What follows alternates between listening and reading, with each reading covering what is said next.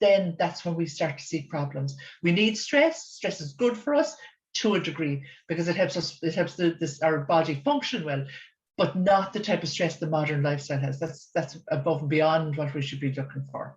Yeah, definitely.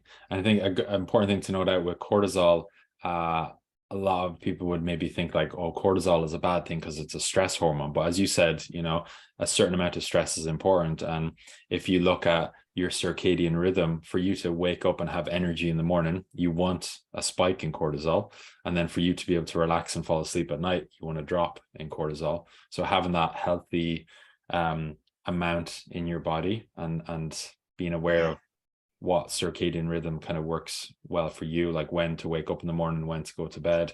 They're all like maybe things that people take for granted. That, like, would you say that could have a positive knock-on effect with somebody's ability to conceive? Like, let's say if they were to have a really good setup with their sleep, where they're like, okay, they've worked out that waking up at maybe 7:30 and going to bed at 10:30 and making sure that they're getting maybe 8 hours of sleep per night, like that could have a massive positive effect. Absolutely, it really could. And as you said there, that rhythm, that cortisol rhythm, it, as you say, it peaks in the morning and then it drops throughout the day. And often what you'll find then is that people at around, as you say, maybe 10 o'clock, 9:30, 10, 10:30, they're like, oh, I'm exhausted. But they'll push through it and they're like, I have a second wind, and they're delighted with themselves. Don't be delighted with yourself, because you have pushed past what your body is telling you. Your body, when it hit that time of, oh, I'm really tired, that's your body saying your cortisol is low, it's time for sleep. Now, as well, when you sleep, then you have the effects of melatonin, and all of these work together to promote reproductive health. So if you're ignoring, we talked about listening to the signs of your body, that's one really clear sign of the body. So don't push through it and look for the second wind, because now you have brought your hormones, your stress hormones, out of sync. So listen to what the body is saying. Yeah, for sure. That's like, it's such a simple thing, but like a lot of people just take it for granted. It's like getting enough sleep per night. It's not really given as much credit as it deserves, because it's literally like, when I work with people, it's like the number one thing that I get everyone to focus on. Because it's like, if you build your house on a foundation of sand, what's going to happen? Yeah. It's not going to be there. There You go. So sleep is like that for your health, essentially. So 100%. It's really important to look at like all these like different areas.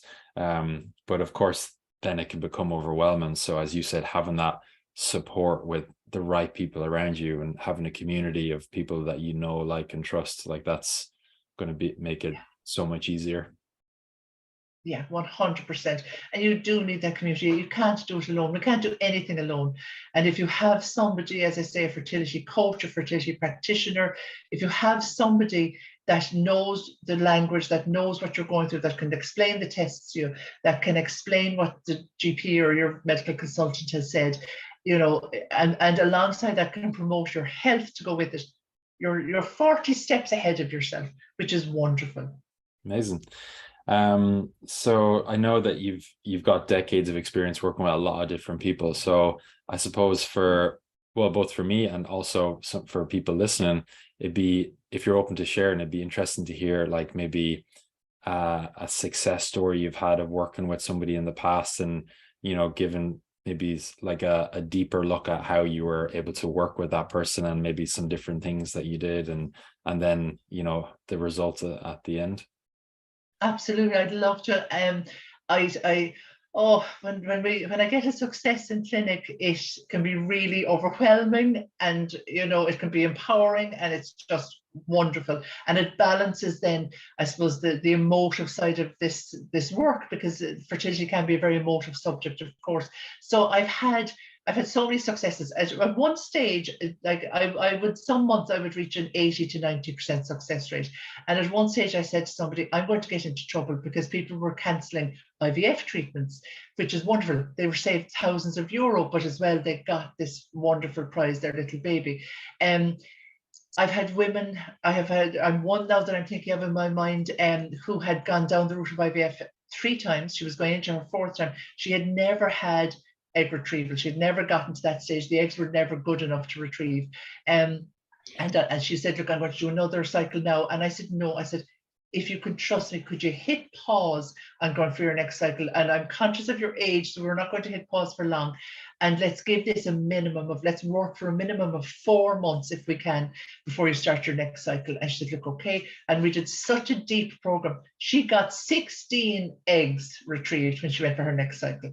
So she went from 0 over 3 cycles to 16, but putting in some really hard work, and she really dedicated herself to it. It wasn't that hard, but it was a mindset change for her. But I have another woman, I have a couple, I'll tell you this one. She came into me late 30s and wanted to get pregnant. She was going to try and get pregnant by herself, so there was no partner. So, you know, she was really dedicated. This is what she wanted to do. And she had such a history of immune dysfunction. She was diagnosed with IBS as a child, and it had followed her throughout her whole life. There was so much going on for this woman, a very irregular cycle, no idea what was going on. And we did some tests. We did what's called a Dutch test, which is a fantastic test for looking at hormone profiles and the metabolites of hormones, what they're breaking into, what's influencing. And a huge amount came up. Cortisol, that we just chatted about, DHEA, which is another thing that you'll be very familiar with. And we looked at, we looked at this, and I was like, where am I going to start with this woman? But you know what? We started somewhere. And as I said at the beginning, everything, especially for a nutritionist, starts in the gut. Your immune function, your serotonin, everything. Hormone health is a big interface between gut bacteria and estrogen. It's called the estrobolome. So we started in the gut, and we got a handle on her IBS. So for her already now, this was a win. And then the knock-on effect of our work, her autoimmune disorder started. We were able to manage it, we'll say.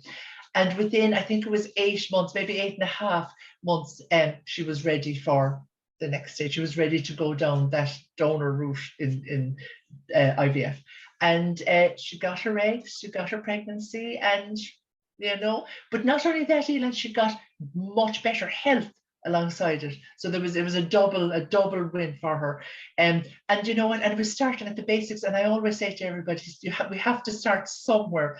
And you know what? Let's look at the basics. What's digestive health like? Do we think that this person is metabolizing, detoxing, clearing their hormones? What's the person's sleep like? So what's their melatonin like? What's their sugar balance like? And it's not necessarily that we want to balance their sugars, of course we do, but it's the effect of insulin that comes from imbalanced sugars is what we're trying to affect. We're trying to affect the insulin influence. So there's so much going on. Start somewhere. And my advice is always start with the gut. Because if you get the gut right, that's the foundation. And without the foundation, you can't target things like egg health or sperm health or uterine receptivity. You need to get the foundations right first. So the tips I gave earlier would be part way to getting those foundations in place.